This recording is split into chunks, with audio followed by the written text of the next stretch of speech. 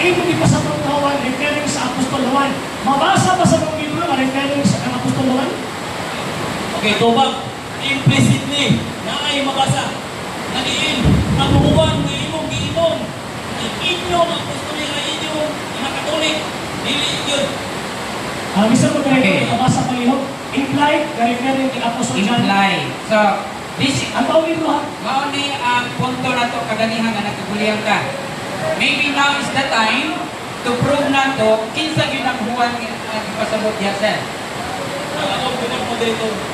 Implicit. Dali na ay Ayaw bigay. mabasa. Ayaw bigay. Now, we are concerned about the identity of the person.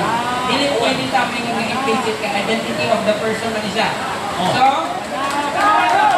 para masakto na to, after ko ng mga audience na to, whether diri sa atong session hall or sa internet live, masayod kung kinsa gid na siya nga huwan. Okay. Okay. Sumala sa kutubag mo dito, mga na ay mabasa implicit lagi. Mahuwan. Naliin, na ay katoliko, na dili maluwas. Sir, dapat nimong ma-answer ang iyahang question. Dili pwede ta mag-implicit. Kaya kung sa kaso, kung identity sa usa ka suspect, sir, dili na siya nato pwede i-ilhon nga murag si Pedro, murag si Dili. Dito sa korte, na i-prove gini mo ang identity sa suspect, nga mao gid sa ang nagpatay.